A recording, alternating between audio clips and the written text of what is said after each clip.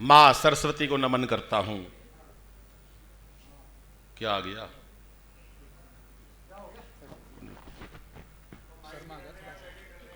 मां सरस्वती को नमन करता हूं, पावन मंच को प्रणाम करता हूं और आपकी उपस्थिति को नमन करता हूं।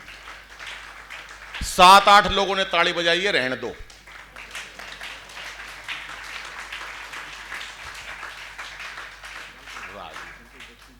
मेरे बारे में इतनी बात, आदरणीय मधुप जी के चरणों में नमन करता हूं। इतनी बात बताई है। ये मंच पे आदिकाल से चला रहा झूठ बोलने का रिवाज, आज से नहीं है, ये आदिकाल से चला रहा है। क्या बात? अनिल वक्रवंशी देश के कोने कोने में, मैं कभी कोने में नहीं गया भाई साहब, मैं किस लिए कोने में जाऊं? ये शुरू से चलता आ रहा है, झूठ का रिवाज चलता है। जितनी बात बताई, बजा सीटी बजा। ये आदमियों का चरित्र, आदमियों को देखकर सीटी बजा रहे हो आप लोग। कितने बढ़िया दोहे सुनाए हमारे हरियाणा में है, पति पत्नी कैसे दोहे पर एक दूसरे को कैसे शेर सुनाते हैं। मैं हूं फूल गुलाब का, तू सूरजमुखी, मैं तेरे से दुखी, तू मेरे से दुखी।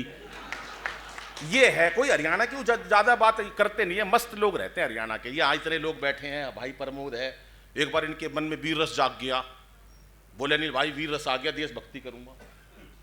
तू पीछे से किसकी फोटो लेगा भाई?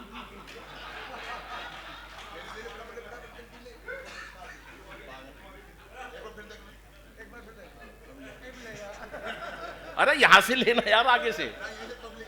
अच्छा पब्लिक आएगी, हाँ पब्लिक की ले ले भाई। मैं किधर देखूं? इतनी सेटिंग तो मेरी ब्याह में भी नहीं करी किसी ने। एक बार जोरदार तालियां बजाओ साहब। हंसना हंसाना आदत है मेरी, अपना बनाना आदत है मेरी। लोग तो मुंह फेर के चल देते हैं, आवाज दे के बुलाना आदत है मेरी, आवाज दे के बुलाना आदत है मेरी। प्रमोद भाई के बीच में जाग गया एक बार वीर रस। भाई साहब कह रहा वीर रस अनिल भाई आज कुछ नहीं, बस जो है देश के ऊपर कुर्बान हूं। पता नहीं सुबह सुबह क्या हो गया, बोला सत्ता मेरे हाथ में सौंप दो, हालात बदल दूंगा। अरे मैंने कहा क्या हो गया, रोटी वोटी? बोला नहीं अनिल बात ही मत कर, सत्ता मेरे हाथ में सौंप दो, हालात बदल दूंगा। घर पे गया, लुगाई ने एक रेपटा दिया, बोली पहले पजामा बदल ले, सुबह से उल्टा पहना हुआ।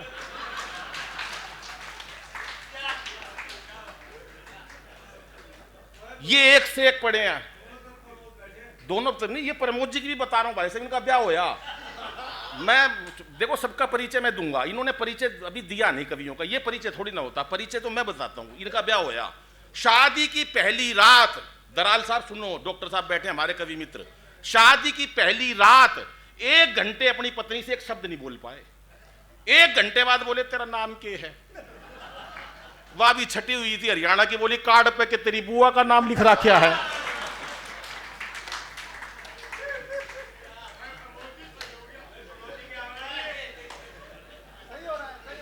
ये मस्ती की बात है, मस्ती की बात ऐसी थोड़ी ना पैदा होती है भाई साहब।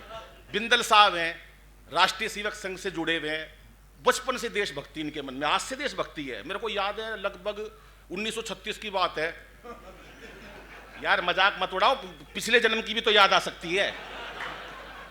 बिंदल जी रेस्टोरेंट में बैठे हुए कॉफी पी रहे थे, एक चीनी बैठा हुआ, एक पाकिस्तानी, तीनों कॉफी पी रहे थे, मैं साइड में बैठा हुआ। अनिल बोला आज मेरी देशभक्ति देख, मैंने कहा दिखाओ। बिंदल साहब की देशभक्ति। पाकिस्तानी ने कॉफी पी, जैसी कप में कॉफी खत्म करी, हवा में कप उछाल दिया, 2 गोली मारी, ठा ठा। जिस कप में एक बार कॉफी पी लेते हैं दोबारा नहीं पीते, हम पाकिस्तानी हैं। टोर अगले की। चीनी ने कॉफी खत्म करी, जैसी वो कुर्सी जो नीचे थी ना, वो कुर्सी उछाल दी हवा में, 2 गोली मारी, ठा ठा। जिस कुर्सी पे एक बार बैठ जाते हैं हम चीनी लोग हैं, दोबारा नहीं बैठते। बिंदल साहब, पहली गोली पाकिस्तानी के ठा, दूसरी चीनी के ठा। बोला जिसके साथ एक बार कॉफी पी लेते हैं, हाथ खड़े करके तालियां बजाओ जरा एक बार जोरदार।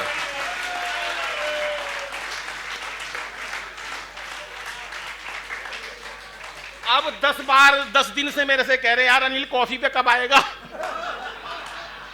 मैं भाई साहब जा ही नहीं रहा इतनी देर से। अनिल भाई ये देश के बड़े बड़े कवि कीमती समय निकाल के आए हैं, भाई साहब खाली पड़े थे, कोई कीमती समय नहीं। संजय भाई आप तो वकील हो ना, वकीलों का भी मैं बता रहा हूं। एक वकील ससुराल गया भाई साहब, रोज काले लगते पहन के अपने, वही निकल जाता वहीं की वहीं, काला कोट वोट वोट। तो एक दिन साली ने टोक दिया, जीजा जी आप हर रोज ये काला कोट पहन के जाते हो, आपके पास एक ही कोट है क्या? अब ये भी हाजिर जवाब भिवानी के। बोले तुम भी तो 9 बहन हो,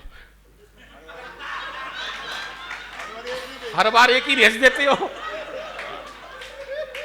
महिलाओं की बात कर रहे हैं। महिलाएं भाई साहब हमारे देश का गौरव है। महिलाएं, ये इतनी महिलाएं बैठी, इतनी शांति से बैठी हैं। मैं नमन करता हूं बहन जी। अभी एक कवि सम्मेलन में कविता पाठ कर रहा था, एक महिला गुस्से में घूर रही मेरे को आधे घंटे से। मैंने कहा बहन जी कोई गलती है कोई क्या? बोली नहीं, तेरी शिकल मेरी सास से मिलती है। कुछ नहीं पता लुगाई किसको कहां निपटा दे भाई साहब। इतनी बात कल जी ने बताई, ये करो भाई साहब, ज्यादा जरूरत ही नहीं है। पहले क्या होता था, आज महिला बहुत चुस्त है, महिलाओं को कुछ करने की जरूरत नहीं है, आदमी से ज्यादा फॉरवर्ड है। वो एक पुरुष आया अपनी पत्नी के पास, एक पति आया अपनी पत्नी से कह रहा, देख गवर्नमेंट ने घोषणा करी है जिसके एक बच्चा होगा गवर्नमेंट 5,000 रुपये महीना देगी। हमारे तो ले दे के एक छोटा सा बेटा एक बंटू है, हमें 5,000 महीने मिल जाएंगे। तू बुरा ना मानना तो एक बात कहूं, अगले के दिल में खोट था। लुगाई बोली बोला मेरा एक बच्चा जयपुर में भी है। लुगाई बोली लिया, वहां से वापस लौट के आया, बोला बंटू दिखाई नहीं दे रहा। लुगाई बोली बंटू को उसका पिताजी ले गया। बहुत सारी बातें हो जाती है। हमारे एसीपी साहब बैठे हुए हैं, इतना बढ़िया इन्होंने कविता पाठ करा। सही मायनों में इतनी गूढ़ हिंदी है ना, कवियों को भी नहीं आती। जिसका 3 करोड़ का केस हो ना, उससे केस सोल्व करवाना हो ना, एक कविता सुना देंगे ना, जिब भी सोल्व हो जाएगा। क्यों साला वैसे ही मर जाएगा, इतनी गूढ़ हिंदी सुन के तो। पर कई बार भाई साहब पुलिस वालों को ऐसे ऐसे कैदी मिल जाते हैं। ये तो बहुत हमारे तो देवता समान है, ये कल जी, और ये देवता समान है, और ये भी देवता समान है। मैं कुछ और कहना चाह रहा था लेकिन आज कवि सम्मेलन है। मैं बहन जी सच बता रहा हूं, थाने की बात बता रहा हूं, लोहरी गेट की। एक पुलिस वाला कैदी को पीट रहा, अब कैदी भी उसका उस्ताद, कूटते कूटते बता रहा सुधर जा, ऐसे लठ मार रहा उसके, सुधर जा वरना मैं तेरे ऊपर स्मैक का इल्जाम लगा दूंगा, सुधर जा वरना तेरे ऊपर मैं नकली हथियारों का इल्जाम लगा दूंगा, सुधर जा वरना ये इल्जाम लगा दूंगा। इतने में पुलिस वाले के घर से टेलीफोन आ गया, मुबारक हो आप पिताजी बन गए। कैदी नीचे से ही बोला लगा दे बेदर्दी, ये इल्जाम भी मेरे पे लगा दे। ये मस्ती की बात होती है। और पुलिस वालों से भाई साहब इतना डर यहां बिठा दिया, एक तरफ एसीपी एक तरफ एसीपी बनने वाले हैं। पुलिस वालों से भाई साहब इतना डर लगता है लोगों को जिसका कोई हिसाब नहीं है। मेरे को तो ये आश्चर्य है कि इनके अंदर इतनी विधा, इतनी ज्ञान की बात आई कहां से। वो एक नेता का हीरो का हार चोरी हो गया, उसने एसएचओ साहब को फोन करा, एसएचओ साहब मेरी लुगाई का हीरो का हार चोरी हो गया है, 2 घंटे के अंदर मिल जाना चाहिए वरना सस्पेंड कर दिया जाएगा। एसएचओ साहब ने भाई साहब पूरी तहकीकात करी, 15 मिनट बाद ही वापस फोन चला गया एमएलए साहब का, एसएचओ साहब चिंता मत करो हार घर में ही मिल गया है। एसएचओ कह रहे हो, तुम कह रहे हो कोई चिंता मत करो, यहां 15 लोगों ने हाँ भी भर दी, मार मार के सीधे कर दिए सारे। लेकिन दोस्तों बड़ी बात हो जाती है, अभी कोरोना का समय गया, कोरोना में आपके चेहरे पर मुस्कुराहट आई, ये बड़ी बात है। और ये सारा श्रेय राजेश चेतन जी और उनके पूरी टीम को जाता है कि इतना बढ़िया आयोजन किया साहब। टेंशन का क्या है भाई साहब, टेंशन में बैठे हैं लोग, बड़े बड़े लोग टेंशन में पड़े हैं। एक बैठा टेंशन में, अरे मैंने कहा टेंशन में क्यों बैठा है? बोला भाई एक दिन या सारी दुनिया मर जाएगी। अरे मैं बोला तो तू टेंशन में क्यों बैठा है? बोला जो सब तो आखिरी में मरेगा उसने शमशान घाट कौन लेके जागा। इतने लोग दुखी हैं, कहीं कहीं से भी दुखी भाई सब दुखी। सुशील भाई ऐसे ऐसे लोग बैठे हुए हैं, वो एक लेके खड़ा बर्फ का टुकड़ा टेंशन में। अरे मैंने कहा तू इतनी टेंशन में क्यों है? कह रहा समझ में नहीं आ रहा ये साला लीक कहां से कर रहा है। कुछ भी सोच ले आदमी, टेंशन का कोई वो थोड़ी ना भाई साहब, कहीं से भी ले लो, टेंशन होनी नहीं चाहिए। अब राजेश भाई को टेंशन हो गई, 6 महीने पहले मेरे पास टेलीफोन आया, अनिल भाई टेंशन है। मैंने कहा क्या हुआ? बोला यार लॉकडाउन का समय है, ना कोई पॉलिसी करवा रहा ना कुछ हो रहा, बुरा हाल है। वरना तो ये तो शमशान घाट में भी पॉलिसी करी आते हैं, मुर्दा पड़ा उसकी भी पॉलिसी करी आते हैं भाई साहब। ये बहुत उस्ताद राजेश जी का कोई मुकाबला नहीं है। और भाई साहब चवन्नी खर्चे नहीं अगला। मेरे को याद है ट्रेन के अंदर एक बार पाकिस्तानी, चीनी और राजेश भाई बैठे, पाकिस्तानी ने 500 का नोट निकाला, सिगरेट बनाई, यूं हवा के अंदर उछाल दिया जला के, हम पाकिस्तानी हमारी टोर देखो, 500 का नोट जला दिया। चीनी 2000 का नोट निकाला, सिगरेट बनाई, 2000 का नोट फूंक दिया। राजेश भाई चवन्नी खर्चनी, टोर पूरी दिखानी, चेक बुक निकाली।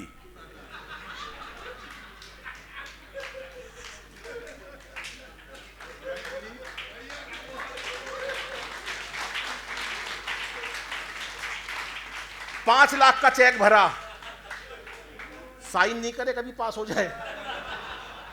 एक बार राजेश भाई के लिए तालियां बजा दो साहब। कि सत्ता को संभालते ही मोदी ने ऐलान किया कि खुद नहीं खाऊंगा और खाने नहीं दूंगा मैं। जब सरकार बनी तब की बात बता रहा हूं, तब अलग अलग नेताओं के बयान आए। ये मस्ती की बात है कि सत्ता को संभालते ही मोदी ने ऐलान किया, खुद नहीं खाऊंगा और खाने नहीं दूंगा मैं। अगले दिन ही बयान दिया, घर घर में शौचालय बनवा दूंगा। तो मैंने कहा मोदी जी, जब ना खाओगे ना खाने दोगे तो ये देश का धन क्यों नाश कर रहे हो? असल में मोदी जी हमारे, सुशील भाई, देश के बड़े नेता है। सुनील भाई, मोदी जी हमारे देश के बड़े नेता हैं। जहां जाते हैं मुरली मनोहर जोशी और अडवाणी जी को अपने साथ ले जाते हैं, खासतौर से शपथ ग्रहण समारोह में उन्हें दिखाते हैं शपथ ग्रहण समारोह कैसा होता है, और अपने सामने ऐसे बिठा देते हैं उन दोनों को जैसे बिंदल जी और हमारे भाई साहब बैठे हुए हैं, और मन से एक ही बात कहते हैं, मित्रों आज मैं जो कुछ भी हूं, जहां कहीं भी हूं, इन दोनों की वजह से हूं, और ये दोनों जहां कहीं है।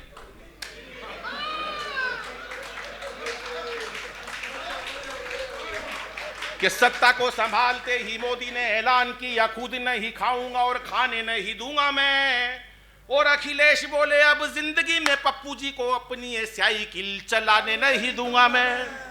अमित शाह बोले, चाहे कोई भी जुगाड़ करूं, गवर्नमेंट किसी को बनाने नहीं दूंगा मैं। और अब आकाश भर तालियां उठे, और योगी जी ये बोले, मेरा नारी से क्या लेना देना, खुद ना पटाई और पटाने नहीं दूंगा मैं, खुद ना पटाई और पटाने नहीं दूंगा मैं।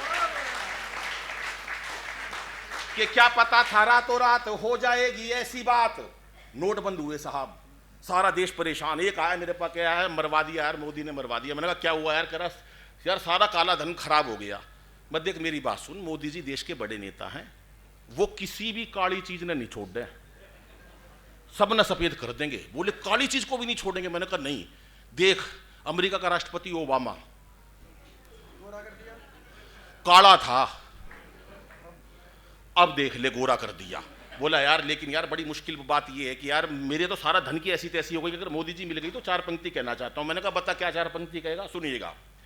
कि क्या पता था रातों रात हो जाएगी ऐसी बात। पंकज भाई सुनो, कि क्या पता था रातों रात हो जाएगी ऐसी बात, एक फरमान से ही सड़क पे ला दोगे। और हमें क्या पता थी ऐसी कड़क बनेगी चाय, एक घूंट में ही सारी जीभ को जला दोगे, एक घूंट में ही सारी जीभ को जला दोगे। जियो मेरे लाल की आशीष अंबानी के लिए जियो, कि जियो मेरे लाल की आशीष अंबानी के लिए, बाकियों को चाय वाली केतली थमा दोगे।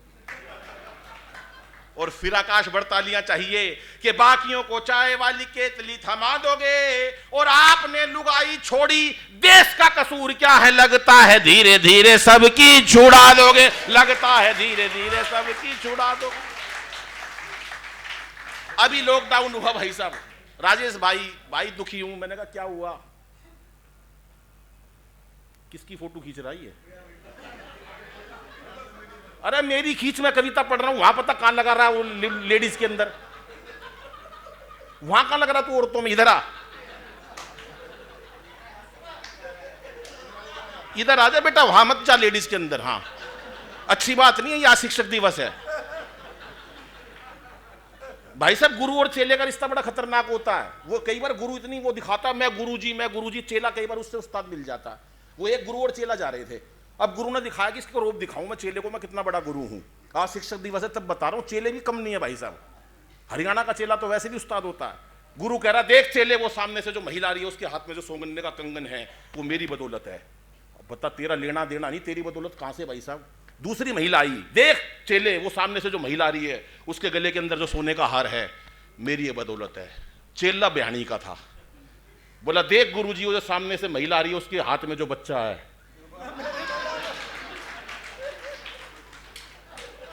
हरियाणा का आदमी भाई साहब, हरियाणा के बच्चे ले लो चाहे कोई भी ले लो। मेरे को याद है हरियाणा की बुढ़िया की बात बता रहा हूं, अपने पोते को ऐसे उछाल उछाल के लड़ा रही थी, रे मेरा लाल, ओ मेरा चंदा। वो चंदा हाथ से छूट के नीचे गिर गया, बुढ़ापे का शरीर था। बुढ़िया मेरा लाल मेरा चंदा, चंदा छूट के नीचे गिर गया। अब बहू आई, कलयुग की बहू, कलयुग की सास से कह रही है, सासू माता तेरी वजह से मेरे बेटे का चोट पहुंची है, आज के बाद मेरे बेटे का हाथ मत लगा दिए। सास भी छटी हुई थी बिहानी की, बोली सुन ले बहू, मैं तेरे बेटे का हाथ नहीं लगाऊंगा और तू मेरा हंसराज मत छेड़ दिए। एक बार तालियां जरा मिलके बजाएंगे तो अच्छा लगेगा साहब। क्योंकि चेहरे पर हंसी और दिल में खुशी होती है, चेहरे पर हंसी और दिल में खुशी होती है। जिंदगी का एक फलसफा है। हमारे नए बाजार में चुनाव हुए, कहीं मेरे को थोड़ा सा दायित्व मिला था चुनाव अधिकारी का, तो बोलने का समय मिला तो मैंने अपने सारे व्यापारी भाइयों को एक बात कही नए बाजार में, परसों की बात है शायद। मैंने उनसे कहा कि आप सारा दिन अपनी रोकड़ मिलाते हो शाम को और देखते हो कि मेरे को कितना आया व्यय हुआ, कितना मैंने कमाया, कितनी मोटर मूंग की बेच दी, कितनी उड़द बेच दी, कितनी अरहर बेच दी। शाम को हिसाब लगाते हो कि मैंने ये कमाई की और अपना बैलेंस देखते हो। दोस्तों, एक कमाई शाम को रोकड़ हंसी की भी मिलाना सीखो कि मैंने शाम तक कितने ठाके लगाए, मेरे चेहरे पर कितनी बार मुस्कुराहट आई। कभी सुबह 10 बजे से लेकर 6 बजे तक कल्पना करा करो कि यार मैं कितनी बार हंसा, मैं कितनी बार खुश हुआ। दोस्तों, हमने एंजॉय करना छोड़ दिया तो डॉक्टर ने हमारी एंजियोग्राफी करनी शुरू कर दी। हमें एंजॉय करना चाहिए। पहले ऐसा होता था भाई साहब, मस्ती में लोग रहते थे। वो एक मास्टर जिसने सवाल कर दिया बच्चे से, बोला बच्चे कांग्रेस की स्थापना किसने करी, इसका जन्म कब हुआ? बच्चा हरियाणा का था। बोला मास्टर जी मन्ना नहीं बेरा, कांग्रेस की स्थापना किसने करी, इसका जन्म कद होया, पर नू पता इसका नाश कौन करेगा। ये हरियाणा की बात है। और विपक्षी लोग भी मिल जाते हैं मेरे को। अभी मैं बता रहा हूं शालीन, वहां उसकी बात, शिवरात्रि की बात। लोगों को धर्म के अंदर भी राजनीति सूझती है। शिवरात्रि को मैं जल चढ़ा रहा, ओम नमः शिवाय, ओम नमः शिवाय। एक आया विपक्षी दल का, कह रहा ओम शिवाय, ओम शिवाय। अरे मैंने कहा मंत्र तो पूरा बोल। बोला नमो नहीं बोलूंगा। चाहे शंकर भगवान नाराज हो जाए, सोनिया माता नाराज नहीं होनी चाहिए। 2 मेडल ओलंपिक में दिलाए साहब, 2 मेडल ओलंपिक में जीते हमारी बेटियों ने। अभी कितने सारे ओलंपिक में 7 मेडल आए, उसमें महिलाओं ने कितना बड़ा योगदान दिया। केजरीवाल साहब का मेरे पास टेलीफोन, अनिल भाई। मैंने कहा हाँ, मैं भी बचपन से लड़की बनना चाहता था, मोदी जी ने रोक दिया। हर काम में मोदी को घसीट लाते हैं। 5 कमरों का फ्लैट है केजरीवाल जी का, एक कमरे में पूरा परिवार रहता है, बाकी 4 में मोदी के खिलाफ सबूत इकट्ठे कर रखे। अभी मेरे पास टेलीफोन दोबारा आया, बोले यार अनिल यार दिल्ली में कैमरे लगवाने हैं। मैंने कहा कितने? बोले यार 2-3 लाख कैमरे लगवाऊंगा।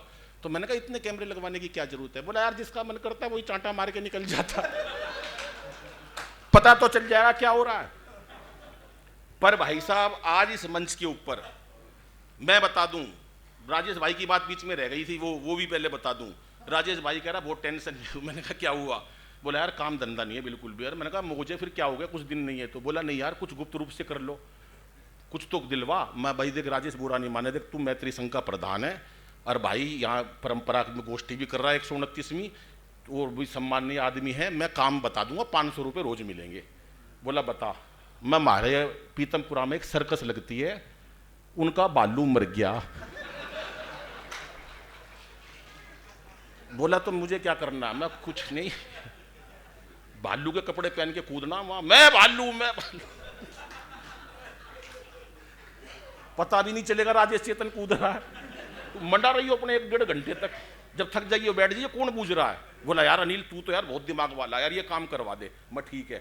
सर्कस ज्वाइन कर ली, वहां कूदने लगे, मैं भालू। इतने जोश में आ गए, बराबर में शेर का बाड़ा था उसमें जाके गिर गए। अब शेर को देखते गिग्गी बंद गई। जंगल के राजा माफ कर दो, मैं कोई भालू वालू नहीं हूं, नकाब उतार के फेंक दिया, मैं राजेश चेतन हूं। शेर ने भी नकाब उतार के फेंक दिया, बोला मैं भी कोई शेर वेर नहीं हूं, मैं भी अनिल अग्रवंशी हूं। सारे खाली पड़े थे भाई साहब। बस्ती की बात हो जाती है। सावर जी बैठे हैं, प्रणाम करता हूं। सावर जी बहुत ज्यादा काम मेहनत करते हैं, पर एक बार कद काठी से जब हुए ना, जब भी बहुत छोटे थे सावर जी, जब हुए जब इतने से थे, 101 रुपया दिया उन्होंने नरस को कि भाई ले ले 101 रुपया ले ले, सांवर जी हुए हैं। बोली नहीं 11 रुपये दे दो, होया एक ये है। ये बात, इस बात पे तो बहुत ही खुश हुए पंकज भाई, क्या मिल गया पता नहीं। ये मस्ती की बात हो जाती है भाई साहब, बहुत सारी बात हो। लेकिन एक छंद और सुनाता हूं भाई साहब। ये जो सर्जिकल स्ट्राइक हुई है, जो भी हुई है, आज इस बड़ी सभा में इतने लोग हैं, आज 5 तारीख का दिन है, मैं झूठ नहीं बोलूंगा। मैं क्यों झूठ बोलूं जब हंसराज लल्लन यहां बैठे हैं? नहीं मैं वैसे बता रहा हूं, मैं क्यों झूठ बोलूं। जितने काम कराए प्रमोद भाई गवर्नमेंट के बड़े बड़े काम सब मोदी जी ने कराए, लेकिन सलाह मेरी थी, बहन जी ऐसे मत देखो सबकी दृष्टि से। मेरे पास 12:30 बजे मोदी जी का टेलीफोन आया, अनिल भाई। मैंने कहा हाँ। बोले यार ये राम मंदिर मैं बनवा दो, भाई साहब तुरंत 1 मिनट का काम था, धारा 370, मैंने कहा हटा दो। किसके कहने से? कोई छोटा मोटा कभी नहीं खड़ा आपके सामने, मेरे कहने से। उसके बाद सर्जिकल स्ट्राइक, मैंने कहा करवा दो। बोले कहां से? मैंने कहा नीचे से। पहली सर्जिकल नीचे से हुई। बोले दूसरी सर्जिकल स्ट्राइक, मैंने कहा ऊपर से करो। बोले क्यों? मैंने कहा पहले आप ऊंची ऊंची नहीं फेंकते थे। मैंने करवाई वो सर्जिकल स्ट्राइक। आज बोले तू सर्जिकल स्ट्राइक कैसे करवाई? 4 पंक्तियां बताता हूं सबूत के साथ, राजेश भाई सुनो। मैंने मोदी जी को बताया कि मोदी जी हमारे मन की भी एक बात सुनो, सैनिकों के शव और सह नहीं पाएंगे, कि खुद के ही बाजुओं पे कर लो भरोसा, अब कब तक दूसरों को पीड़ाएं सुनाएंगे। और थर थर कांपेगा कलेजा तब जालिमों का वंदे मातरम उद्घोष जो लगाएंगे। और एक बार मार के तो देखो सिंह की दहाड़, 125 करोड़ लोग सीमा पे आ जाएंगे, 125 करोड़ लोग सीमा पे आ जाएंगे।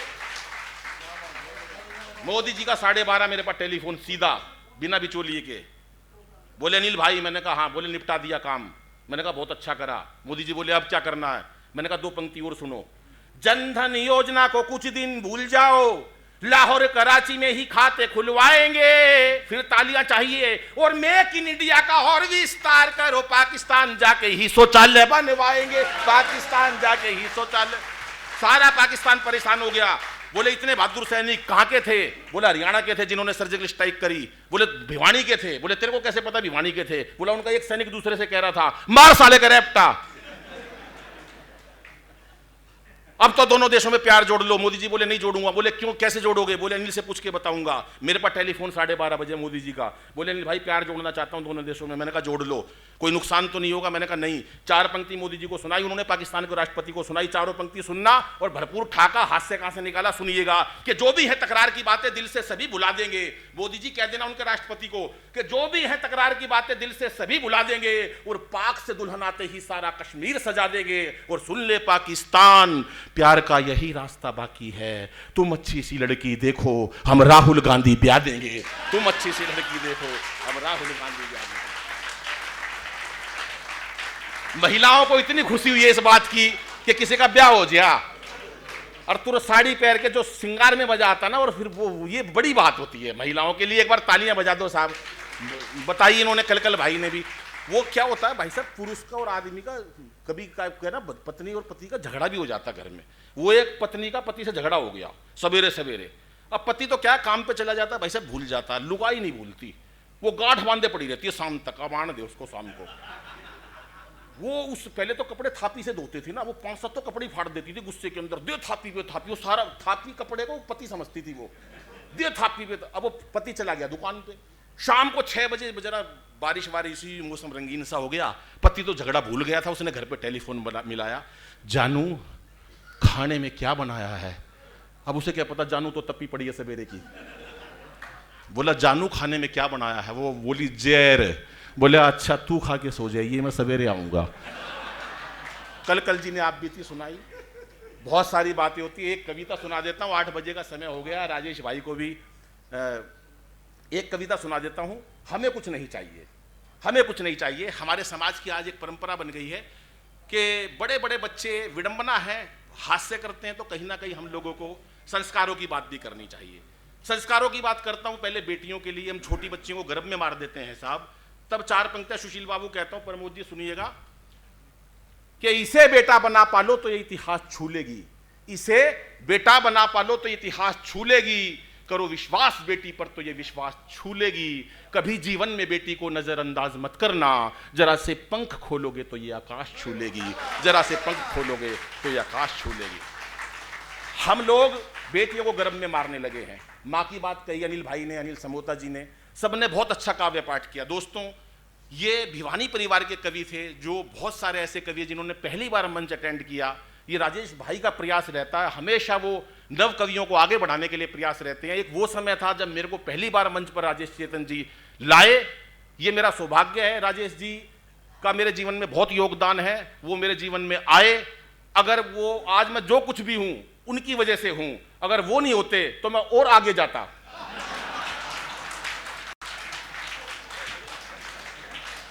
ये बात मेरे को बाद में याद आई। पंकज भाई मैं सच बता रहा हूं, मैं पैदा होने वाला था, मैं ऐसे ही थोड़ी ना यार, तुम मजाक समझते हो। 68 में मेरा जन्म हुआ था, मैं पैदा होने वाला था, बस एकदम लक्ष्मी माता ने विष्णु भगवान को कही कि वो अनिल जा रहा पैदा होने। यार मजाक समझ रहे हो तुम? भगवान का अनन्य भक्त हूं मैं। विष्णु जी बोले मेरे से यहाँ अनिल, मैंने कहा हाँ। नाम भी रख दिया था भगवान जी ने मेरा। कहाँ जा रहा है? मैंने कहा पैदा होने। बोला अच्छा चला जा, कोई दिक्कत नहीं, बहुत बड़ा कवि बनेगा, बहुत ज़्यादा संस्कारी, बहुत नाम कमाएगा, 2 लोगों से बच के रहियो। मैंने कहा किस किस से? बोला एक तो राजेश चेतन है और एक सुरेश बिंदल जीत है। मैं बोला भाई ये कौन है? बोला बस देख ले। मैंने कहा इसमें क्या दिक्कत पड़ेगी? बोला कुछ नहीं, राजेश चेतन बिंदल साहब का तो ये है कि बहुत बार कवि सम्मेलन में बुला लेंगे, लिफाफा छोटा सा देंगे। मैंने कहा ये तो कोई प्रभु जी कोई खास बात नहीं है ये तो। बोला लेकिन राजेश से बच के रहना। मैंने कहा कैसे? बोला राजेश चेतन जब तेरे को मंच पर लाएंगे तो एक तेरे गुरु के समान हो जाएंगे, और आज अध्यापक दिवस है इसलिए ये बात जरूर सुना दियो परंपरा वाली गोष्ठी में। मैंने कहा ठीक है भगवान। बोले सुनो, तू बड़ा बन जाएगा, राजेश जी तेरे से भी बड़े बन जाएंगे, वो तेरे गुरु होंगे, तू चेला होगा। याद करो द्वापर के अंदर जब द्रोणाचार्य का शिष्य था एकलव्य, तो उसने मूर्ति देखकर वो धनुष विद्या सीख ली। द्रोणाचार्य को था कहीं अर्जुन से आगे ना बढ़ जाए। एकलव्य बोला तुम मेरे गुरुजी हो, दक्षिणा मांग लो। तो एकलव्य ने अपना अंगूठा काटकर उनको दे दिया। द्रोणाचार्य ने अंगूठा मांग लिया था। कल को जब तू अच्छा लिखने लगेगा, चेतन तेरे से अंगूठा मांगेगा, तो तू एक काम कर, 2 अंगूठे ले जा। तो वो अंगूठा चेतन जी वाला मेरे को मिला है। एक बार मिलके ताली बजाओ तो मैं कविता सुनाता हूं साहब। आज का ये कार्यक्रम वास्तव में बहुत अद्भुत था। सब लोग इतने मन से बहुत दिन बाद जुड़े हैं, और बिंदल साहब जी का तो मैं क्या जिक्र करूं साहब। वो नेता भी हैं, वो व्यापारी भी हैं, वो पारिवारिक भी हैं, वो संस्कारी भी हैं। एक व्यक्ति में इतनी कलाएं, वो संगीत का भी उतना शौक रखते हैं, हर कवि को हर रस में सुनना पसंद करते हैं। पीछे लॉकडाउन के अंदर एक कवि सम्मेलन ऊपर वाले हॉल में किया था, मेरा एकल काव्य पाठ हुआ था, शायद 1-1.25 घंटे का। मैंने उसमें तमाम रचनाएं सुनाई, और मेरे को आश्चर्य ये है कि उन्होंने हर रचना को सराहा, चाहे वो गीत था, गजल था, मुक्तक, छंद, देश प्रेम, श्रृंगार, कुछ भी था। तो ऐसे व्यक्तित्व जिनके एक व्यक्ति और पूरी टीम के कारण पूरे क्षेत्र के अंदर रौनक बनी रहती है साहब, ऐसे लोगों के लिए तालियां बनती हैं पूरी टीम के लिए। पहली गोष्ठी हुई आज से 129वीं पुरानी गोष्ठी, मेरे को याद है। वो पहली गोष्ठी राजेश भाई और मैं उस गोष्ठी में शामिल थे, लेकिन राजेश भाई ने पूरी मेहनत करके इस गोष्ठी को आगे बढ़ाया। इससे ज्यादा चमचागिरी में उनकी कर नहीं सकता। ताली बजानी हो बजाओ, ना मेरा अकेले होगे बस।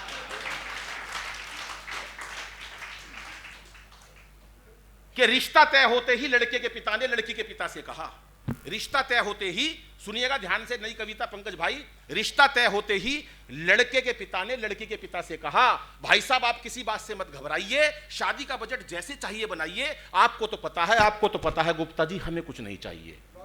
देखो आज 34-34 साल के, 35-35 साल की लड़कियां घर में बैठी हैं, और हर समाज में बैठी है, ना केवल अग्रवाल समाज में, हर समाज में है। क्योंकि डिमांड्स बढ़ गई है, माँ की डिमांड्स भी बढ़ गई है, लड़की की भी बढ़ गई है, पिता की भी बढ़ गई है, लड़के की भी बढ़ गई है। उससे क्या होगा?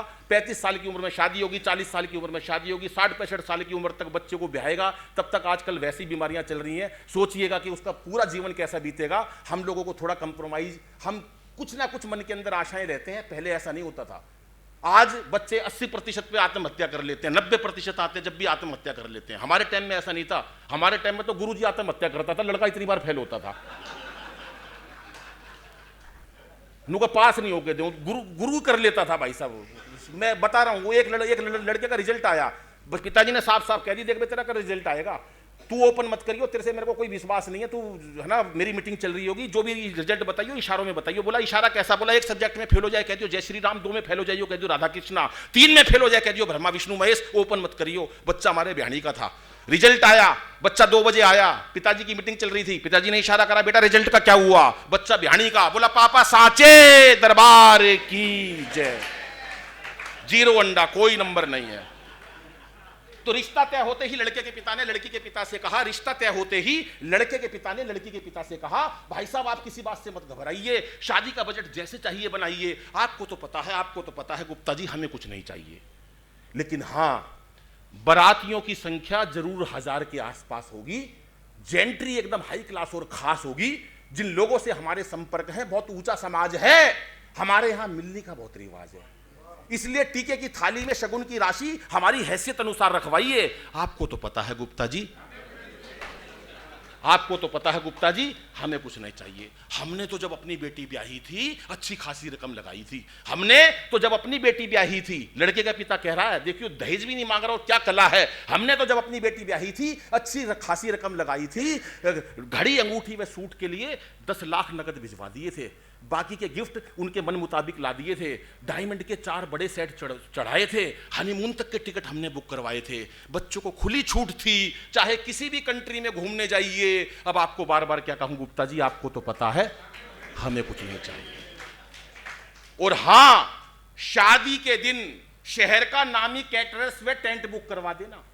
बुक करवाने से पहले एक बार हमको जरूर दिखवा देना, क्योंकि आजकल वरमाला के एक से एक बेहतरीन तरीके होते हैं, बिना ऑर्केस्ट्रा के बड़े बड़े पंडाल फीके होते हैं, बड़े बड़े पंडाल फीके होते हैं। खाने में हर प्रकार की व्यवस्था करवा देना, हर प्रकार का व्यंजन रखवा देना, फेरों से लेकर विदा तक सारा इंतजाम करवा देना। और हां, मेरे ख्याल से पार्किंग बैलेट वाली ठीक रहेगी, पार्किंग बैलेट वाली ठीक रहेगी। 7 सीटर कोई भी गाड़ी किसी कंपनी की चलेगी। आखिर कौन नहीं चाहता हमारी बेटी खुश रहे, इसलिए आप भी ये जरूरी ये रस्में निभाइए, इसलिए आप भी ये जरूरी रस्में निभाइए। अब गुप्ता जी बार बार क्या कहूं, आपको तो पता है, आपको तो पता है हमें कुछ नहीं चाहिए। वैसे भी खानदानी लोग जितना कहते हैं उससे अधिक लगा देते हैं, वैसे भी खानदानी लोग जितना कहते हैं उससे अधिक लगा देते हैं। कुछ तो इतने भले होते हैं जो बाद में एफडी तक करवा देते हैं। अरे आखिर रिश्तेदार ही तो रिश्तेदार का सहारा है, जो आज तुम्हारा है वो कल हमारा है। इसलिए दिल पर किसी प्रकार का बोझ मत लाइए। आपको तो पता है हमें कुछ नहीं चाहिए, आपको तो पता है गुप्ता जी हमें कुछ नहीं चाहिए। अनायास ही लड़की का पिता बोल उठा, अनायास ही लड़की का पिता बोल उठा, यूं अपनेपन की बातें करके हमें और मत रुलाइए। भाई साहब यूं अपनेपन की बातें करके हमें और मत रुलाइए। हमें अच्छी तरह पता चल चुका है कि आपको कुछ नहीं चाहिए, हमें अच्छी तरह पता चल चुका है कि आपको कुछ नहीं चाहिए। लेकिन एक बेटी का बाप हमेशा यही चाहता है कि चाहे उसकी जीवन भर की कमाई खप जाए, पर कोई दहेज का लोभी करी उसकी बिटिया को ना सताए। क्योंकि धरा जन्म से लेकर मृत्यु तक पग पग पर, जन्म से लेकर मृत्यु तक पग पग पर नारी को दुत्कारने लगे हैं लोग। अरे इसीलिए तो बेटियों को गर्भ में मारने लगे हैं लोग, इसीलिए तो बेटियों को गर्भ में मारने लगे हैं लोग। इस धरा पर जन्म, दोस्तों, इस धरा पर जन्म लेने वाली बिटिया को इस लायक बनाइए, उसे लिखाइए, पढ़ाइए, बच्चों को अपनाइए, ताकि कोई दहेज का लोभी सब कुछ मांग कर भी ये ना कह सके कि आपको तो पता है गुप्ता जी हमें कुछ नहीं चाहिए। धन्यवाद, नमस्कार, जय हिंद।